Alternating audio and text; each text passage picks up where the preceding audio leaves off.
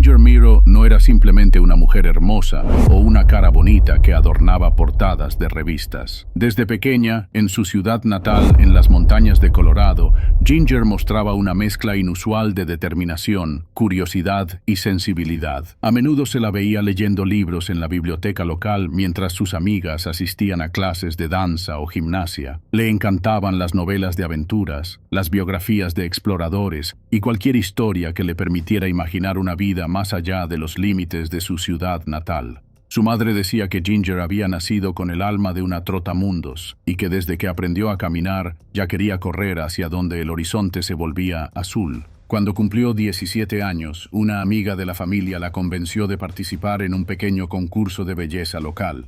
Ginger aceptó solo por curiosidad, sin tomárselo en serio. Para su sorpresa, no solo ganó, sino que captó la atención de varios fotógrafos y agentes de modelos que quedaron fascinados por su naturalidad y autenticidad. A diferencia de otras chicas que entrenaban para estos certámenes durante años, Ginger parecía no esforzarse y, sin embargo, destacaba con una facilidad inquietante. Esa fue la primera vez que entendió que su rostro tenía un tipo de magnetismo peculiar, pero no se dejó llevar por eso. A medida que fue creciendo, se le abrieron muchas puertas, contratos con agencias de modelaje, sesiones para revistas de alto perfil e incluso ofertas para participar en programas de televisión. Pero Ginger era distinta. Tenía una brújula interna que siempre la empujaba hacia lo genuino, hacia lo real. Prefería viajar sola que asistir a una fiesta de alfombra roja. Muchas veces rechazó sesiones en París o Nueva York para irse de mochilera por América del Sur o colaborar en campamentos ecológicos. Incluso trabajó como mesera y como barista en distintas ciudades donde nadie la conocía, disfrutando del anonimato y de la libertad de vivir sin etiquetas. Amaba su independencia como otros aman la seguridad. Jamás permitió que un hombre, por más influyente o encantador que fuera, la definiera. Le resultaba insoportable la idea de ser considerada una esposa trofeo. A menudo decía, no nací para decorar la vida de otro, nací para construir la mía. Esto no significaba que fuera fría o inaccesible. Al contrario, quienes la conocían hablaban de su calidez, su capacidad de escuchar y la pasión con la que hablaba de temas que le importaban, desde el medio ambiente hasta el empoderamiento femenino. Era también una ávida lectora. Le gustaban los ensayos de filosofía, los libros de historia, las novelas de viajes. Podía pasar horas discutiendo con amigos sobre teorías sociales o sobre los escritos de Thoreau, a quien admiraba profundamente por su defensa de la vida simple y la conexión con la naturaleza. Esa admiración por una vida más auténtica también se reflejaba en su estilo de vida. Era minimalista por elección, no por necesidad. Su apartamento en Colorado era modesto, decorado con artesanías recogidas durante sus viajes y lleno de plantas que ella cuidaba con esmero. No coleccionaba cosas, sino experiencias. Lo que más llamaba la atención en Ginger no era solo su apariencia, sino la combinación de su belleza con su fortaleza interior. Tenía una voz suave, pero sus ideas eran firmes. Era capaz de hablar de su visión del mundo sin arrogancia, con una honestidad que desarmaba a cualquiera. Esa autenticidad le valió tanto admiradores como críticos en la industria del modelaje. Algunas agencias la consideraban demasiado difícil por no querer someterse a sus reglas, pero otras estaban dispuestas a ofrecerle lo que quisiera solo para trabajar con ella. A Ginger eso nunca la impresionó. Le gustaba tomar fotos, claro, pero no como fin último, sino como medio para financiar sus viajes, sus pasiones, su sed de conocer. Cuando vio por primera vez la película Cocodrilo Dundee, algo se encendió dentro de ella. No era simplemente el carisma del personaje o el humor del guión.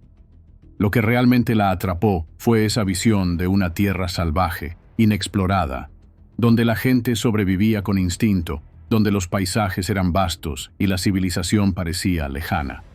Australia, pensó, era justo el tipo de lugar que merecía ser recorrido con una mochila al hombro y el corazón dispuesto a dejarse sorprender.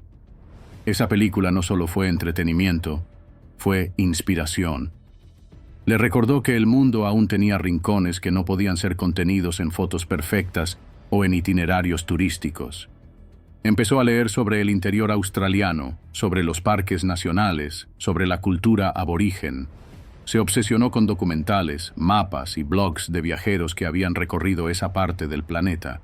Sentía que su próximo viaje debía ser ese, una inmersión total en la tierra roja, en los manglares, en el calor pegajoso y en el misterio de los depredadores que habitan en silencio bajo el agua. A sus 24 años, Ginger sentía que aún no había vivido lo suficiente. Había hecho muchas cosas, sí, pero le faltaba algo. Algo crudo, salvaje, desafiante. Algo que no pudiera controlar con su carisma o inteligencia. Y Australia representaba ese algo. No era simplemente un destino turístico para ella. Era un símbolo. Un lugar donde el ser humano podía encontrarse a sí mismo o perderse por completo. Una tierra que, en su mente, estaba conectada con lo mítico, lo cinematográfico y lo real, todo al mismo tiempo. Así, sin más, compró un pasaje. Vendió algunas cosas, empacó lo indispensable y se despidió con una mezcla de emoción y solemnidad. Quería vivir una experiencia intensa. Lo que nunca imaginó fue que ese anhelo de vivir con intensidad la acercaría tanto a los bordes de la muerte. Que la línea entre aventura y tragedia podía ser tan fina, tan imperceptible, y que incluso un alma tan viva como la suya podría apagarse en cuestión de minutos en un rincón salvaje del mundo. Pero en ese momento, al partir, Ginger Miro estaba llena de vida, de sueños, y de la certeza de que el mundo era demasiado hermoso y peligroso como para no explorarlo. Después de semanas de preparativos, Ginger Miro finalmente aterrizó en Australia a mediados de febrero de 1987. Lo hizo con una mochila de tamaño medio, una libreta de apuntes, un par de libros gastados, su cámara reflex análoga y una determinación que no cabía en ningún equipaje. Desde el momento en que pisó suelo australiano, todo le pareció extraño y al mismo tiempo profundamente familiar. El calor seco la envolvió de inmediato, el cielo parecía más vasto y los paisajes tenían una brutalidad que la cautivó. No estaba interesada en quedarse en ciudades costeras famosas o visitar zoológicos. Su objetivo era sencillo: perderse en el corazón del país, mezclarse con la gente local y entender el espíritu de esa tierra salvaje que había visto en la gran pantalla. Su viaje comenzó en Darwin, una ciudad que se siente más cercana al sudeste asiático que al resto de Australia. Allí se alojó en un modesto hostal para mochileros, donde compartía habitación con 4 desconocidas. Le encantaba ese tipo de vida, sin lujos, pero llena de posibilidades. Hacía calor, sí, pero ella caminaba por la ciudad como si llevara toda la vida en ese clima. Conoció a viajeros de Europa, Nueva Zelanda, Japón. Algunos estaban recorriendo el continente en furgonetas, otros trabajaban en granjas para costearse los gastos. Todos, de una forma u otra, compartían algo con ella, ese impulso por vivir la vida con más profundidad. Durante los primeros días se limitó a caminar, explorar mercados, probar comidas locales y escuchar acentos que variaban entre la rudeza y la cortesía. Había algo refrescante en no ser reconocida, en no ser tratada como una modelo o una celebridad menor. Aquí, ella era simplemente Ginger, una joven con ojos curiosos y una risa fácil. Aprovechó ese anonimato para absorber todo. Visitó museos, tomó notas sobre la fauna y hablaba con cualquiera que le ofreciera una historia. Uno de los empleados del hostal, un chico llamado Liam, le contó sobre los cocodrilos de agua salada, sobre cómo incluso los australianos les temían y respetaban. Ginger anotó todo, fascinada. No por miedo, sino porque esos animales representaban lo indomable que tanto buscaba en su viaje. De Darwin viajó por tierra hacia el sur durante unos días, parando en pequeñas localidades, tomando fotos de paisajes desérticos y escribiendo en su diario personal. A menudo, pasaba las tardes sentada bajo un árbol o cerca de un arroyo seco, contemplando el horizonte en silencio. En sus textos describía el paisaje como duro y sincero, y a los australianos como gente que ha hecho las paces con la hostilidad del entorno. Más de una vez comentó que sentía que en esas tierras la vida y la muerte cohabitaban de forma más honesta. Eventualmente llegó a Perth, en la costa oeste. La ciudad, moderna y vibrante, le sirvió de respiro temporal. Allí fue donde conoció a Jane Burchett en un café cerca del hostal donde se alojaba. Jane, una mujer simpática y enérgica de poco más de 30 años, era chef y también había llegado desde Melbourne hacía poco, contratada para trabajar a bordo de un yate privado llamado Lady G. Ambas mujeres hicieron clic inmediato. Hablaron durante horas de cocina, de viajes, de libros, de vida nómada. Jane notó rápidamente que Ginger no era una turista más. Había algo en su forma de observar el mundo, en la manera en que escuchaba y hacía preguntas, que la diferenciaba. En su tercera conversación, Jane lanzó una propuesta que cambiaría el rumbo del viaje de Ginger. Le contó que en el Lady G estaban buscando un ayudante de cocina temporal, alguien dispuesto a colaborar con tareas simples a cambio de alojamiento, comida y un pequeño sueldo. Además, el yate navegaba por zonas remotas del noroeste de Australia, inaccesibles por tierra. Para Ginger, esa oferta era un regalo caído del cielo. Era exactamente el tipo de experiencia que buscaba: paisajes vírgenes, naturaleza en su forma más pura y la posibilidad de moverse lejos del circuito turístico convencional. Sin pensarlo dos veces, aceptó. En cuestión de días, ambas se embarcaron rumbo al puerto donde el Lady G esperaba. Cuando Ginger vio el yate por primera vez, no pudo evitar sonreír con asombro. Era inmenso, elegante, con acabados brillantes y detalles de lujo que contrastaban completamente con su estilo de vida habitual. Pero eso no le molestaba. Sabía adaptarse.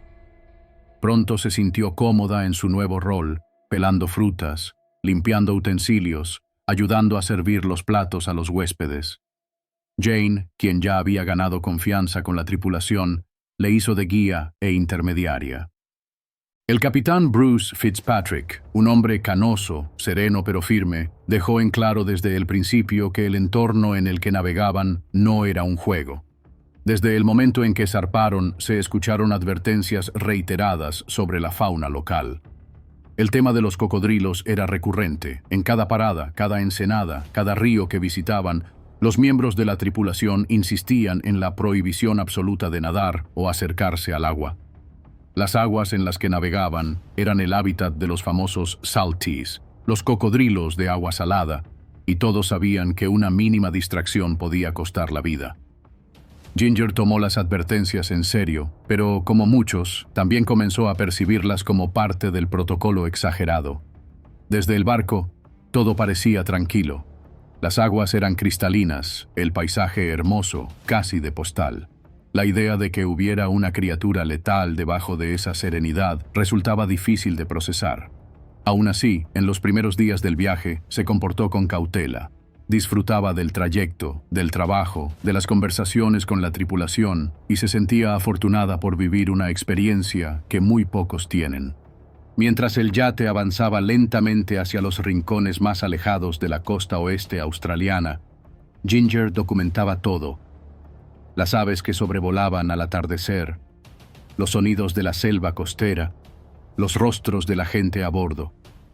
Empezó a imaginar escribir un libro sobre su experiencia, tal vez una crónica de viajes con tintes personales.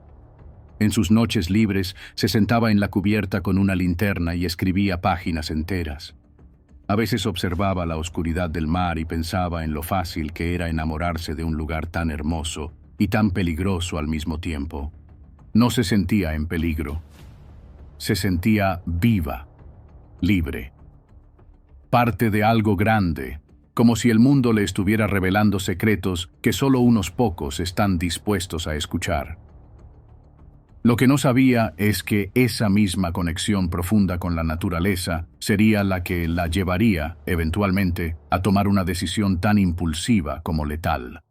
Porque incluso los espíritus más sabios y sensibles, cuando se enfrentan a una belleza salvaje sin límites, pueden olvidar que la naturaleza, aunque maravillosa, no perdona errores. El yate Lady G no era una embarcación común. Con sus más de 40 metros de eslora, se alzaba como un santuario flotante de lujo en medio de uno de los territorios más salvajes e inexplorados del planeta. Construido con materiales de primer nivel, su estructura brillaba al sol como una joya blanca sobre el azul intenso del Océano Índico. Cada camarote estaba diseñado para ofrecer el máximo confort, y los espacios comunes, como el salón, la cubierta superior o el área de comedor al aire libre, rivalizaban con los de los mejores hoteles de 5 estrellas. Era un lugar diseñado para el placer, pero también para la exclusividad, y la tarifa de alquiler semanal de $10,000 hablaba por sí sola. Para Ginger Miro, embarcarse en aquella embarcación fue como caer en un sueño inesperado. Su vida, hasta ese momento, había sido una mezcla de libertad, esfuerzo y viajes improvisados. Aunque tenía experiencia en pasarelas de moda y sesiones de fotos, nunca se había sentido cómoda en ambientes de opulencia. Por eso, su entusiasmo no tenía tanto que ver con los lujos que ofrecía el barco, sino con lo que representaba: una oportunidad única de adentrarse en una parte del mundo que parecía inaccesible para el viajero promedio. A bordo del Lady G, la rutina era tan estructurada como relajada. Los huéspedes, en su mayoría personas adineradas con gusto por la aventura controlada, eran atendidos por una tripulación profesional y discreta.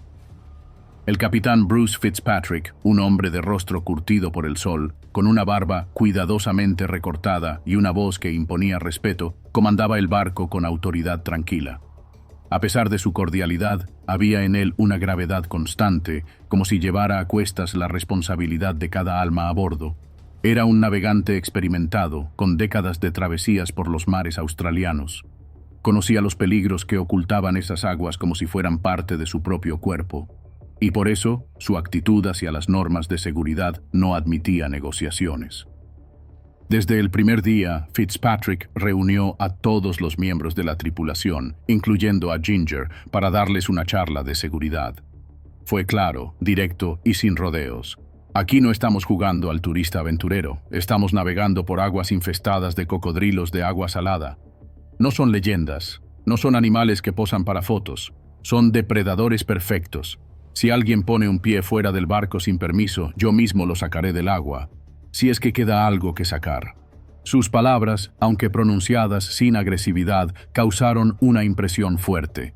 Incluso los miembros más veteranos del personal asintieron con seriedad. Nadie se atrevió a bromear. Algunos de los nuevos huéspedes se rieron nerviosamente, sin saber si tomar la advertencia literalmente. Ginger, por su parte, lo anotó todo mentalmente. Sin embargo, como ocurre con muchos seres humanos, su percepción del peligro estaba aún filtrada por la distancia emocional. Los cocodrilos seguían siendo, en su mente, más una historia inquietante que una amenaza tangible. A lo largo de los días, el yate se adentró en rincones cada vez más remotos del litoral australiano. Hacían paradas en ensenadas ocultas, frente a acantilados majestuosos, junto a islas pequeñas, rodeadas de arrecifes de coral. Desde el barco, el paisaje parecía una pintura: cielos intensos, selvas densas y ríos que serpenteaban tierra adentro hasta perderse en la espesura. A simple vista, era un paraíso, pero la tripulación lo veía con otros ojos. Sabían que bajo esa belleza se ocultaban riesgos letales, especialmente en los bordes del agua donde los cocodrilos esperaban inmóviles, mimetizados con el entorno. Ginger, fascinada por todo lo que la rodeaba, hacía preguntas constantemente. Le interesaban los hábitos de los cocodrilos, su fisiología, sus costumbres de caza.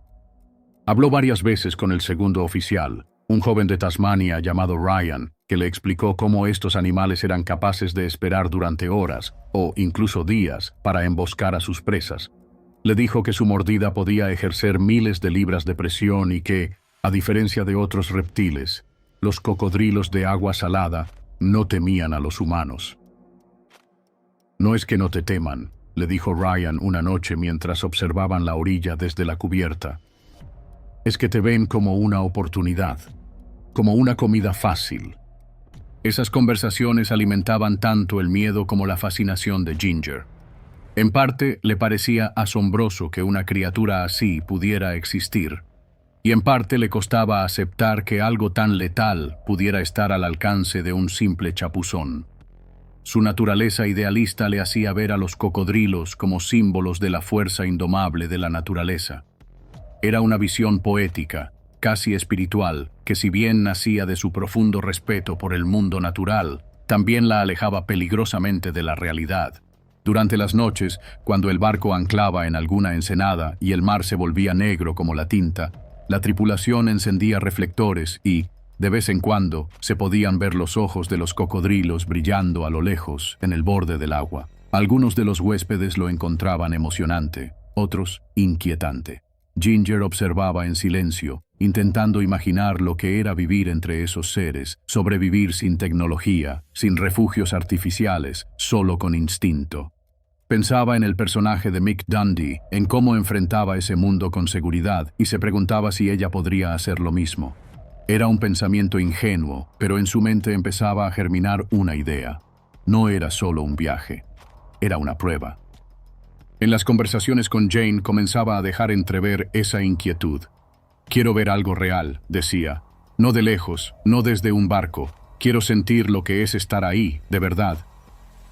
Jane, más práctica y con una experiencia más pragmática, le decía que admiraba su valentía, pero que debía tener cuidado con cruzar esa delgada línea entre el deseo de vivir intensamente y la temeridad.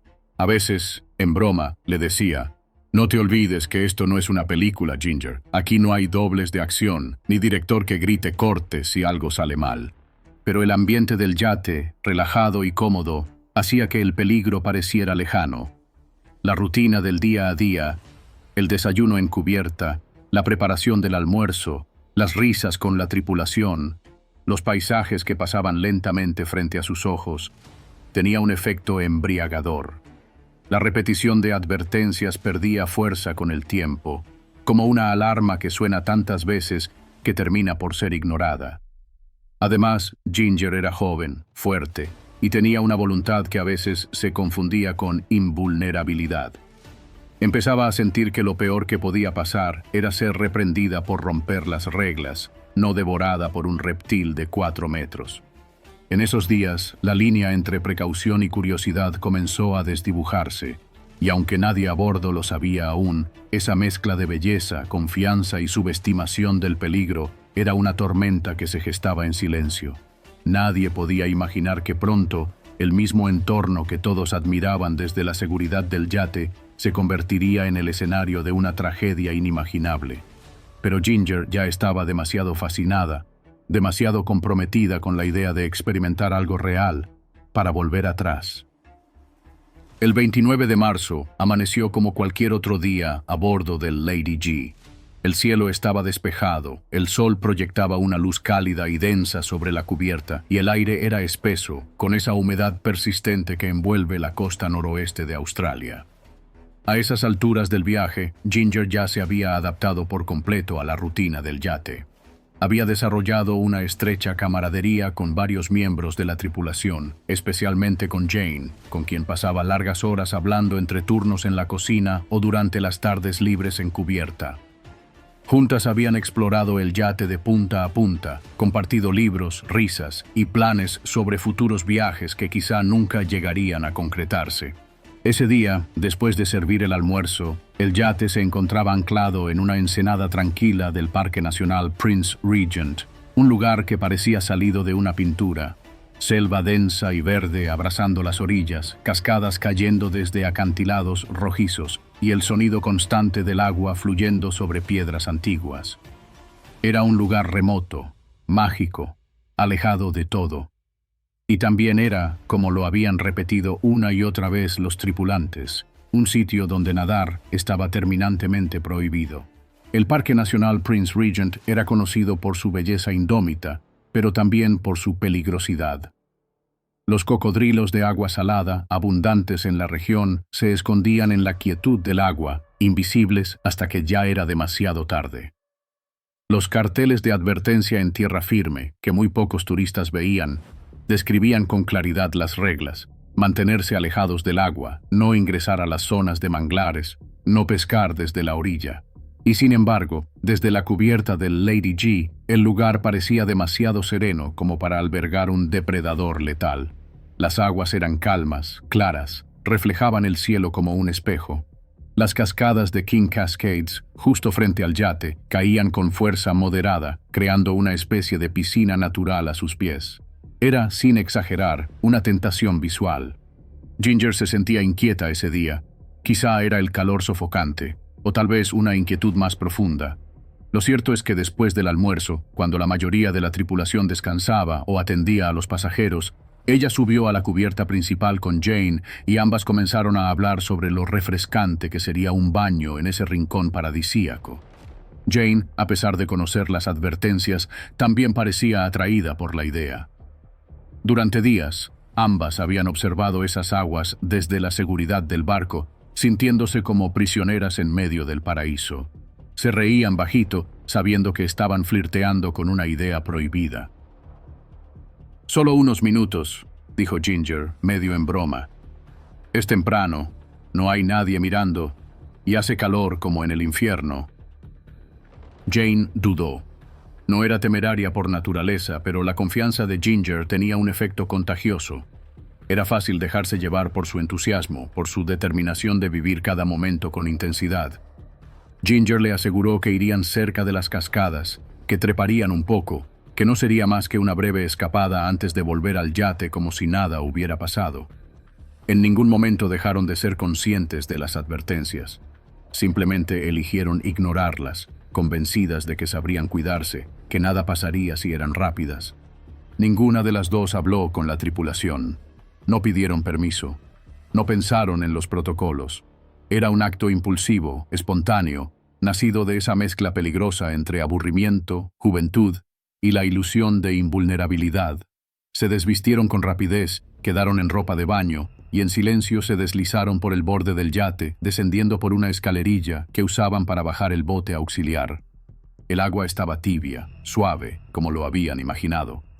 Ambas nadaron con cautela hacia las cascadas, riendo, salpicándose, como si fueran dos niñas de vacaciones. No notaron nada inusual. Todo parecía perfecto. Desde la cubierta, el capitán Bruce Fitzpatrick los vio en el agua. Fue como una puñalada en el estómago. Durante un segundo pensó que se trataba de alguna broma, una alucinación. Pero no. Allí estaban Ginger y Jane nadando en uno de los lugares más peligrosos de toda la costa. Enseguida gritó. Su voz, habitualmente calmada, tronó por todo el yate. «¡Fuera del agua! ¡Ahora! ¡Cocodrilo! ¡Hay un cocodrilo!», gritó con una mezcla de furia y terror. Los miembros de la tripulación reaccionaron de inmediato, corriendo hacia sus puestos, tratando de poner en marcha el barco o el bote auxiliar. Ginger y Jane oyeron los gritos, pero no entendieron al principio. Giraron la cabeza y vieron al capitán agitando los brazos, desesperado. Fue entonces cuando una de ellas, quizá Jane, vio algo moviéndose en el agua. Al principio era solo una silueta, una forma oscura que cortaba la superficie en silencio, pero esa figura pronto se definió. Un cocodrilo de al menos 4 metros, avanzando con una precisión espeluznante hacia ellas. El pánico fue inmediato. Ambas nadaron en dirección a las cascadas, buscando refugio en la piedra húmeda. Las paredes no eran altas, pero sí resbaladizas, y sus manos temblorosas dificultaban la escalada. El cocodrilo no se detuvo, era rápido, demasiado rápido. No parecía nadar, parecía deslizarse como una sombra sólida bajo el agua. Jane logró agarrarse a una saliente, Ginger también. Quedaron de pie, apenas a 1 metro del nivel del agua, jadeando, sabiendo que el peligro no había pasado. El cocodrilo se detuvo frente a ellas, abrió sus mandíbulas con lentitud, como si exhibiera su poder. Ginger, sin pensarlo, se quitó una de sus sandalias de goma y la lanzó con fuerza. Impactó en la cabeza del reptil, provocando que cerrara la boca y retrocediera unos centímetros. Pero eso solo lo hizo más agresivo. La bestia desapareció bajo la superficie. El silencio fue absoluto. Las mujeres se miraron con los ojos llenos de pánico. No sabían desde dónde atacaría, no sabían si saltaría, no sabían si estaban a segundos de morir. Entonces Ginger hizo lo impensable. Tomó una decisión en un instante, quizá impulsada por una lógica distorsionada por el terror. Soltó la mano de Jane y saltó al agua, intentando nadar en paralelo a la pared, hacia la orilla. Tal vez creyó que si lograba ganar distancia, el cocodrilo la dejaría en paz. Tal vez quiso alejar al depredador de su amiga, o quizás, simplemente, fue su instinto el que la empujó a moverse. Lo cierto es que apenas había avanzado un par de metros cuando el cocodrilo emergió del agua con una violencia inhumana. Su enorme mandíbula atrapó a Ginger por la cintura, la levantó del agua con brutalidad y la arrastró hacia el fondo en cuestión de segundos. Jane, paralizada, fue testigo de todo. Miró a Ginger a los ojos por última vez. No hubo tiempo para gritos prolongados ni súplicas. El ataque fue rápido, quirúrgico y devastador. El agua se volvió turbia. La superficie quedó en calma. El cocodrilo desapareció con su presa como si nunca hubiera estado allí. Desde el yate nadie pudo hacer nada. Los intentos de la tripulación por intervenir fueron inútiles. Demasiado lejos, demasiado tarde, sin armas, sin tiempo. Lo único que pudieron hacer fue llegar a Jane, que seguía colgada de la roca, temblando, llorando en silencio, con el rostro cubierto de sal, lágrimas y miedo. Ginger ya no estaba. El silencio que siguió fue más pesado que cualquier grito. A bordo del Lady G, todos sabían lo que había ocurrido, pero nadie lo podía asimilar del todo. Ginger Miro, la joven llena de vida, curiosa, libre, inspiradora, había desaparecido en el corazón salvaje de Australia. No por una cadena de errores complejos, solo por un instante de confianza. Un momento de impulso, una decisión tomada bajo el sol ardiente de una tarde hermosa, en un lugar donde el paraíso y el infierno comparten las mismas aguas. El instante en que el cocodrilo emergió del agua para atrapar a Ginger Miro fue como un destello fuera del tiempo. Los testigos, tanto en la orilla como en la cubierta del Lady G, dirían después que fue como si la naturaleza misma hubiese hecho una pausa para contemplar lo inevitable. Un rugido ahogado se escapó de las bocas de algunos tripulantes, y una reacción visceral de impotencia los recorrió cuando vieron cómo Ginger era levantada del agua como una muñeca frágil, envuelta en las fauces de una criatura prehistórica. Las mandíbulas del cocodrilo se cerraron con una violencia imposible de imaginar, y luego, sin esfuerzo aparente, la arrastró de nuevo hacia el abismo acuático, como si la superficie jamás hubiese sido alterada. Jane Burchett quedó suspendida en el borde rocoso de la cascada, con las manos aferradas a la piedra como garras humanas desesperadas por mantenerse sobre un mundo que acababa de perder su sentido. Jadeaba, paralizada, su mirada fija en el lugar donde Ginger había desaparecido, incapaz de emitir más que sonidos rotos entrecortados por el pánico. Todo su cuerpo temblaba, no entendía lo que había visto, o mejor dicho, no quería entenderlo. El horror había sido tan inmediato, tan brutal, que su mente aún intentaba convencerla de que todo había sido un error, una ilusión, que en cualquier momento Ginger volvería a surgir entre las ondas, nadando hacia ella con una sonrisa nerviosa, como si todo hubiese sido una broma cruel del universo. En el yate, el capitán Bruce Fitzpatrick ya había ordenado que se bajara el bote auxiliar. 3 tripulantes se lanzaron al agua con cuerdas, luces, ganchos y cualquier cosa que pudieran usar como defensa. No había armas, ningún fusil, ningún arpón. Las embarcaciones de lujo rara vez llevan herramientas de combate, y ese día no fue la excepción. El tiempo que tardaron en llegar a la cascada fue eterno. La corriente era suave, pero la distancia y el peso de lo que acababa de suceder ralentizaban cada movimiento. Nadie hablaba, nadie quería decirlo en voz alta, pero todos sabían que ya no iban a rescatar a Ginger. Iban a buscar lo que quedara de ella. Cuando por fin alcanzaron la base de las cascadas, Jane seguía allí, congelada. Su cuerpo era una estatua de trauma. Uno de los tripulantes la ayudó a subir al bote. Ella no decía una palabra. Se limitaba a observar el agua, esperando ver a su amiga, esperando que todo fuera reversible. Pero el silencio del río era absoluto. La superficie, apenas ondulada por la brisa, no mostraba signos de lucha ni rastros de sangre. Solo una quietud engañosa que cubría el acto de violencia más primitivo que cualquiera de ellos había presenciado jamás. La búsqueda comenzó de inmediato. El capitán contactó por radio al puesto de rescate más cercano, solicitando apoyo urgente. Explicó el incidente con una voz tensa pero controlada, profesional, como alguien acostumbrado a manejar crisis, aunque por dentro estuviera desgarrado. Era responsable de esa joven, aunque ella hubiera violado las normas. Había advertido cientos de veces que nadie debía acercarse al agua, y sin embargo, allí estaban, esperando ahora encontrar un cuerpo mutilado que devolviera al mundo una mínima parte de sentido. Durante horas, el equipo rastreó la zona. Se acercaron con cuidado a los bordes de los manglares, rodearon la ensenada con binoculares, cámaras de visión nocturna y linternas de alta potencia. La esperanza era mínima, pero persistente. Las corrientes podrían haber arrastrado el cuerpo hacia las raíces, o peor aún, hacia el interior de la selva acuática donde ningún ser humano podría seguirlo. Mientras tanto, Jane fue atendida por una enfermera a bordo. Estaba en estado de shock. No comía, no hablaba, no lloraba. Sus ojos estaban abiertos, fijos, como si en su cabeza la escena del ataque se repitiera en un bucle infinito del que no podía escapar. Los pasajeros del yate, muchos de los cuales no habían presenciado el ataque, empezaron a enterarse lentamente. Un rumor creció entre ellos hasta transformarse en un silencio incómodo que lo cubría todo. Las risas, los brindis, los planes de snorkel desaparecieron de un momento a otro. Algunos se asomaban al agua con terror, otros se encerraban en sus camarotes.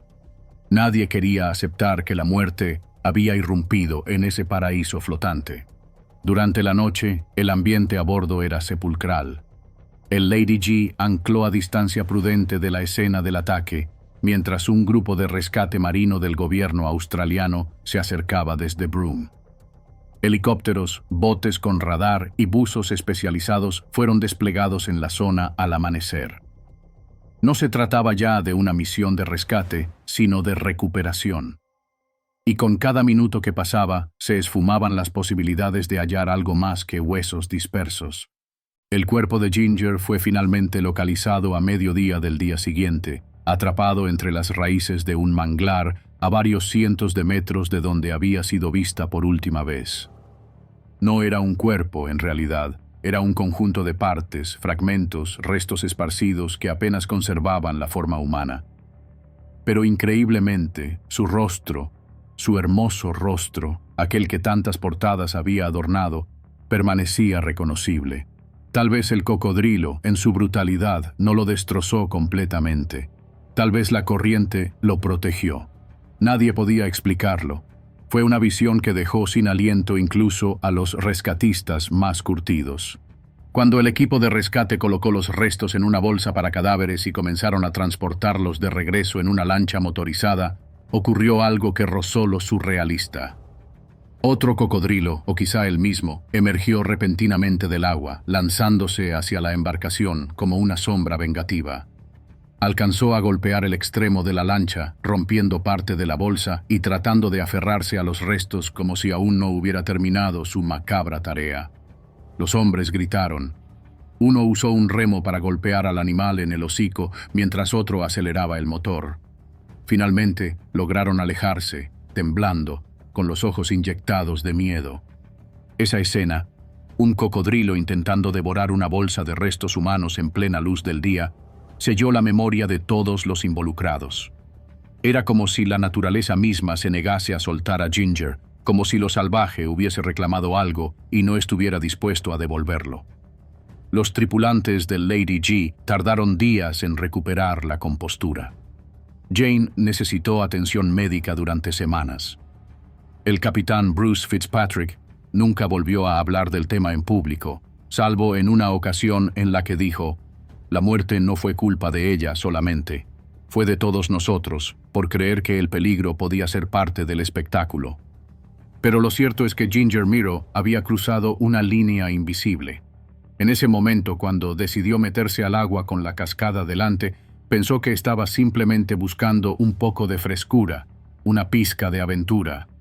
Lo que encontró fue la manifestación más pura de la muerte natural, implacable, sin moral ni justicia, sin pausa ni emoción.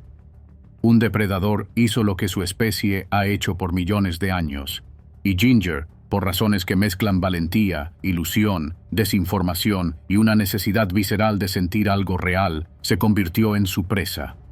Ese día, en una de las regiones más bellas y peligrosas del planeta, el precio de ignorar el límite entre lo salvaje y lo humano se cobró una vida. Y quienes estuvieron allí para presenciarlo, nunca, jamás, volvieron a ver el agua con los mismos ojos. Las horas que siguieron al hallazgo de los restos de Ginger Miro fueron extrañas, como si el tiempo se hubiera deformado. No era solo el silencio a bordo del Lady G, ni la mirada vacía de Jane Burchett mientras yacía envuelta en una manta con la piel aún húmeda por el sudor del miedo. Era todo, la tensión acumulada en los músculos de los tripulantes, los murmullos reprimidos de los pasajeros, el cielo inmenso que parecía mirar con indiferencia absoluta lo que había ocurrido. El paisaje seguía siendo hermoso, sí, pero ya nadie lo veía con ojos de admiración. Era como si la selva, los manglares y las cascadas se hubieran quitado una máscara y mostrado su rostro real, indiferente, salvaje, letal. A bordo, el capitán Bruce Fitzpatrick convocó una reunión de emergencia en el salón principal. No fue una escena grandilocuente, no hubo gritos, ni discursos heroicos. El hombre, con las manos temblorosas pero la voz aún firme, habló con la autoridad de alguien que cargaba no solo con una tragedia, sino con la culpa inevitable de no haber podido evitarla. Explicó que el viaje sería cancelado, que se desviaría el itinerario hacia el puerto más cercano y que los pasajeros serían asistidos para regresar a sus hogares o recibir ayuda psicológica si lo deseaban. Nadie protestó. Nadie preguntó si habría reembolso. Nadie quería seguir en esa embarcación más de lo necesario. Jane, mientras tanto, permanecía en una especie de trance emocional. No hablaba, no lloraba, no pedía nada. Los médicos del equipo de rescate la revisaron varias veces. Estaba físicamente ilesa, pero su rostro era el espejo de algo que iba más allá del shock. Era el rostro de alguien que había estado a centímetros de morir y había sido salvada solo porque otra persona, su amiga, su compañera, su igual, fue elegida por el destino o por la bestia. En algún rincón profundo de su mente, esa pregunta ya se repetía sin cesar. ¿Por qué ella y no yo? Cuando el cuerpo fue recuperado por completo, o al menos lo que pudo encontrarse de él, las autoridades australianas solicitaron la presencia de algún familiar directo para confirmar la identidad. Al no haber padres disponibles en ese momento, ni hermanos localizables de inmediato, la responsabilidad recayó en Doe McCalley, el exesposo de Ginger. Habían estado casados brevemente en sus veintitantos, cuando Ginger todavía buscaba comprender qué significaba el amor dentro de su vida tan libre. Se habían separado sin rencor. Mantenían contacto esporádico y él, al enterarse de la noticia, abordó el primer vuelo que encontró hacia Broome, la ciudad más cercana a donde se encontraban los restos. El reencuentro fue brutal. Doe, un hombre corpulento y de apariencia reservada, colapsó emocionalmente al abrir la bolsa mortuoria bajo supervisión médica. Los fragmentos de carne, los huesos sueltos y ese rostro intacto que parecía aún dormir, la mirada cerrada, los labios tensos, el cabello aún sujeto con la cinta que Ginger usaba para trabajar en la cocina del yate. Fue una visión que jamás podría borrar. En medio de la sala clínica, cayó de rodillas y comenzó a gritar, no con furia, sino con un dolor que salía desde lo más primitivo del alma. Tuvieron que sedarlo. Durante los días siguientes, los medios comenzaron a captar la historia. No fue inmediata, pero una tragedia de esta magnitud en un entorno tan remoto despertó la curiosidad de la prensa. El titular se repitió con variaciones mínimas. Modelo americana devorada por cocodrilo en Australia.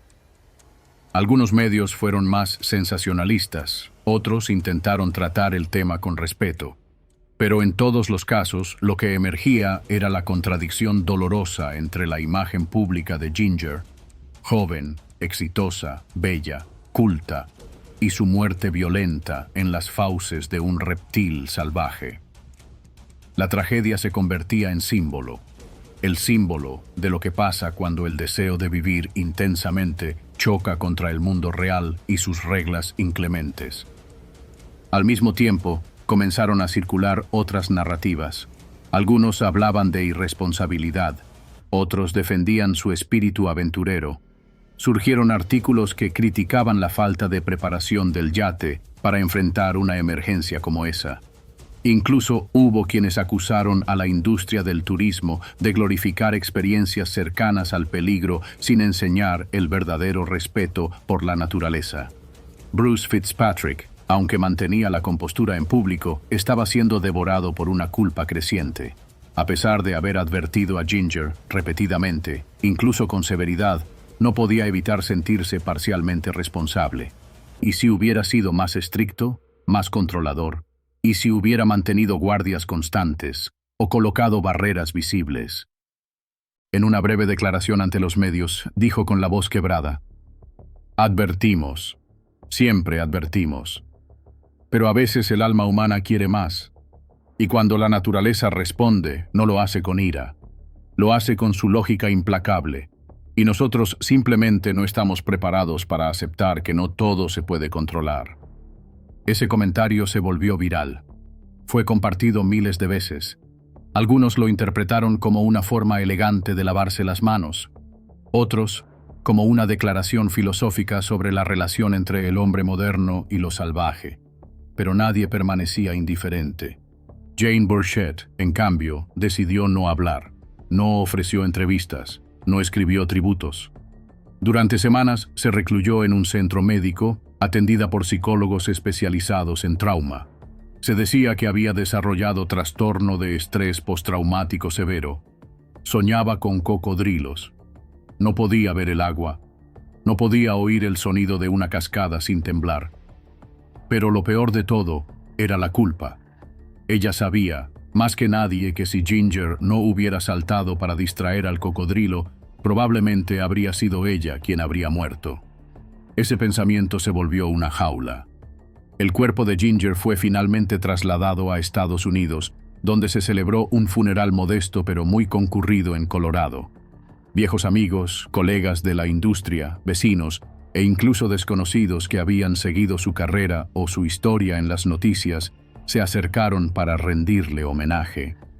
No fue una ceremonia de lágrimas ruidosas, sino de silencios largos, de abrazos temblorosos, de memorias compartidas en susurros.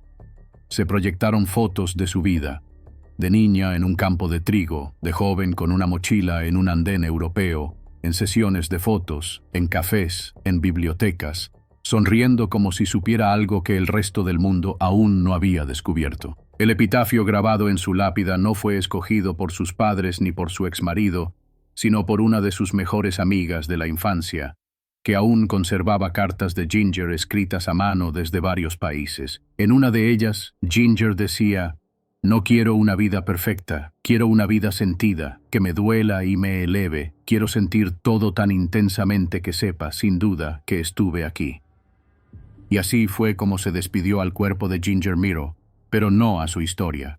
Porque mientras haya alguien que hable de ella, que recuerde su risa, su forma de mirar el horizonte como si fuera un secreto al que debía acercarse, entonces su vida, aunque corta, seguirá viajando por los ríos y océanos del mundo.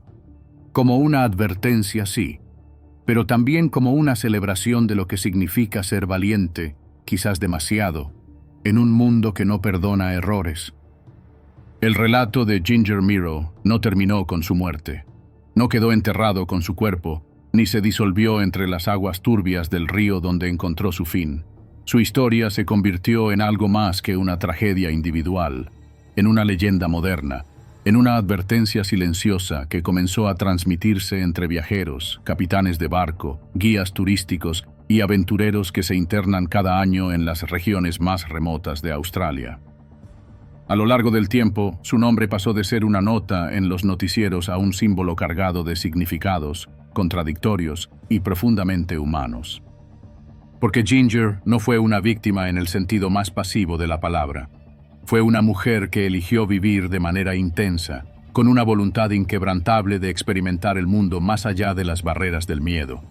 Su muerte no puede explicarse solo como un accidente ni como una simple consecuencia de la imprudencia. Es, en muchos sentidos, un caso que pone al descubierto las complejidades de lo que significa buscar una vida auténtica en un mundo lleno de límites invisibles que, cuando se cruzan, no ofrecen segundas oportunidades. En los meses que siguieron, se multiplicaron los artículos de opinión, documentales breves e incluso conferencias centradas en lo que ocurrió aquel día de marzo en el Parque Nacional Prince Regent.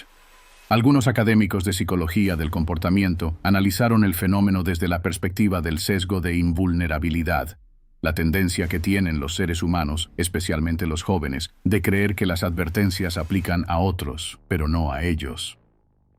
En charlas sobre seguridad turística, los expertos comenzaron a utilizar el caso de Ginger Miro como ejemplo de cómo el espíritu aventurero puede ser tan noble como peligroso si no va acompañado de una comprensión profunda del entorno natural. En círculos de viajeros independientes, especialmente entre mujeres mochileras, el nombre de Ginger pasó a mencionarse con respeto, casi como una mártir del idealismo. En foros y blogs dedicados a los viajes en zonas salvajes, se escribían entradas con títulos como Lecciones de Ginger o No seas la próxima Ginger Miro, algunos con una sensibilidad admirable, otros con un tono injustamente condescendiente. La historia comenzó a dividir opiniones. Había quienes la recordaban como una exploradora de espíritu libre que murió siendo fiel a su naturaleza, y quienes la consideraban un ejemplo de lo que ocurre cuando se confunde la valentía con el desafío a la lógica. Sin embargo, entre quienes la conocieron de verdad, sus amigos, su familia, sus antiguos colegas del mundo del modelaje, esa simplificación no era suficiente. Para ellos, Ginger era mucho más que un caso trágico. Era una persona luminosa, alguien con una intensidad vital que no podía reprimirse ni encasillarse. Su determinación de vivir fuera de los márgenes no era un capricho, sino una filosofía de vida. Su amor por la naturaleza no era romántico e ingenuo, sino profundo y genuino. No era alguien que desafiaba al mundo por ignorancia, sino por una necesidad ardiente de sentirse parte de él, incluso si eso implicaba enfrentarse a sus zonas más oscuras. En su ciudad natal, Colorado, se organizó un evento en su honor que reunió a una comunidad diversa. Artistas, escritores, jóvenes estudiantes, antiguos novios, vecinos que la recordaban de niña. Se compartieron anécdotas, como cuando se negó a usar maquillaje para una sesión de fotos porque no quiero esconder mis imperfecciones, o cuando canceló un contrato importante para quedarse cuidando a un perro callejero que había adoptado en Sudamérica. Uno de sus antiguos profesores del instituto recordó en voz alta: Ginger tenía una forma extraña de ver el mundo. Para ella, cada calle podía ser una frontera, cada conversación un descubrimiento. Estaba condenada, quizás, a buscar experiencias que la mayoría de nosotros no tiene el valor de buscar. A nivel oficial, el gobierno australiano intensificó las campañas de advertencia en zonas turísticas de alto riesgo tras el incidente. Nuevos carteles fueron colocados, esta vez no solo con símbolos, sino con fotografías y datos reales de ataques ocurridos. Se mejoraron las guías de seguridad en excursiones privadas y en varios parques nacionales se prohibieron las actividades acuáticas en ciertas áreas, incluso para los operadores turísticos con experiencia. Algunos capitanes, como Fitzpatrick, comenzaron a incluir en sus charlas de seguridad una mención directa a Ginger Miro. No para asustar, sino para dar rostro y nombre a lo que las normas intentan prevenir. Pero más allá de la logística, de las medidas institucionales o del debate público, quedó algo que no se puede cuantificar ni regular. Quedó una sensación, una inquietud. ¿Qué hacemos con el deseo humano de ir más allá? ¿Dónde está la línea entre la experiencia plena y la temeridad? ¿Y cómo enseñamos a respetar la naturaleza sin vaciarla de su misterio? La historia de Ginger dejó preguntas abiertas, esas que no encuentran respuesta en manuales de seguridad ni en protocolos de emergencia. Algunos, reflexionando sobre su vida, dirían que ella murió porque confundió la vida con una película, que se dejó seducir por la narrativa heroica de la mujer que se lanza sola al mundo y sale transformada, que creyó que siempre habría un cocodrilo Dundee que aparecería en el último segundo para salvarla. Pero otros, quizás los que más la comprendían, afirmarían que Ginger sabía perfectamente que la vida no es una película. Precisamente por eso se lanzó, sabiendo que no habría edición, que no habría segunda toma, que lo que viviera allí sería real, y que si moría, lo haría sabiendo que no se quedó a vivir en la superficie de las cosas. Y así, poco a poco, Ginger Miro dejó de ser solo una mujer que murió de forma violenta en un lugar remoto. Se convirtió en algo más, un espejo en el que muchos se vieron reflejados. En los temerarios, en los prudentes, en los soñadores, en los que alguna vez sintieron el impulso de saltar al agua prohibida solo para saber qué se siente. Y si bien su historia terminó en tragedia, la intensidad con la que vivió dejó una huella que no puede deshacerse. Algunos todavía la sueñan caminando descalza por un sendero de tierra roja, la mochila al hombro, los ojos brillantes mirando hacia un horizonte que no se ve, solo se intuye. En ese sueño, Ginger no teme, no se arrepiente. Sonríe, porque como una vez escribió en su diario, «Quiero ser parte del mundo, no una observadora desde el borde. Aunque me consuma, aunque me duela, quiero estar dentro». Y estuvo, hasta el último segundo.